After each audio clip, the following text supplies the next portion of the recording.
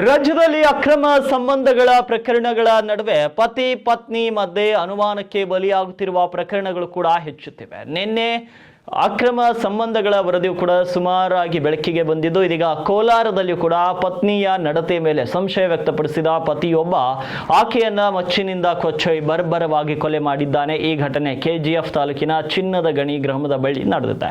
ಮೃತರನ್ನ ಈಶ್ವರಮ್ಮ ಎಂದು ಗುರುತಿಸಲಾಗಿದ್ದು, ಆರೋಪಿ ಪತಿಯನ್ನ ಆಂಧ್ರಪ್ರದೇಶದ ಪೆದ್ದೂರು ಮೂಲದ ಗೋಪಿನಾಥ್ ಎಂದು ಗುರುತಿಸಲಾಗಿದೆ. ಈ ದಂಪತಿ ಇತ್ತೀಚೆಗೆ ಕೆಜಿಎಫ್ ತಾಲೂಕಿನ ಚಿನ್ನದ ಗಣಿ ಗ್ರಾಮದಲ್ಲಿರುವ ತಮ್ಮ ಸಂಬಂಧಿಕರ ಮನೆಗೆ ಭೇಟಿ ನೀಡಿದರು. ಸಂಬಂಧಿಕರ ಭೇಟಿ ಮಾಡಿ ವಾಪಸ್ ಆಗುವ ಸಂದರ್ಭದಲ್ಲಿ ದಾರಿಯುದ್ದಕ್ಕೂ ದಂಪತಿಗಳು ಜಗಳ ಮಾಡಿಕೊಂಡೇ ಬಂದಿದ್ದಾರೆ ಎಂದು ಹೇಳಲಾಗಿದೆ. ಇದರ ನಡುವೆ ಪತ್ನಿಯ ಶೀಲದ ಮೇಲೆ ಮೊದಲೇ ಶಂಕೆ ಹೊಂದಿದ್ದ ಗೋಪಿನಾಥ್ ಮಾತಿಗೆ ಮಾತು ಬೆಳೆದು ಆಕ್ರೋಶಗೊಂಡಿದ್ದಾನೆ. ತನ್ನೊಂದಿಗೆ ತಂದಿದ್ದ ಮಚ್ಚಿನಿಂದ ಈಶ್ವರಮ್ಮ ಅವರ ಮೇಲೆ ಮನಬಂದಂತೆ ಹಲ್ಲೆ ನಡೆಸಿದ್ದಾನೆ. ತೀವ್ರ ರಕ್ತಸ್ರಾವದಿಂದಾಗಿ ಈಶ್ವರಮ್ಮ ಸ್ಥಳದಲ್ಲಿಯೇ ಸಾವನ್ನಪ್ಪಿದ್ದಾರೆ. ಘಟನೆಯ ಮಾಹಿತಿ ತಿಳಿಯುತ್ತಿದ್ದಂತೆ ಸ್ಥಳಕ್ಕೆ ಧಾವಿಸಿದ ಉರಿಂಗಂ ಪೊಲೀಸ್ ಠಾಣೆಯ ಅಧಿಕಾರಿಗಳು ಪರಿಶೀಲನೆ ನಡೆಸಿದ್ದಾರೆ. ಕೃತ್ಯ ಎಸಗಿದ ಬಳಿಕ ಫರಾರಿಯಾಗಲು ಯತ್ನಿಸುತ್ತಿದ್ದ ಆರೋಪಿ ಗೋಪಿನಾಥನನ್ನ ಪೊಲೀಸರು ಸಿನಿಮಯ ರೀತಿಯಲ್ಲಿ ಬೆನ್ನಟ್ಟಿ ವಶಕ್ಕೆ ಪಡೆದಿದ್ದಾರೆ. ಸಂಬಂಧ ಊರಿಗಂ ಪೊಲೀಸ್ ಠಾಣೆಯಲ್ಲಿ ಪ್ರಕರಣ ದಾಖಲಾಗಿದ್ದು ಹೆಚ್ಚಿನ ತನಿಖೆ ಮುಂದುವರೆದಿದೆ.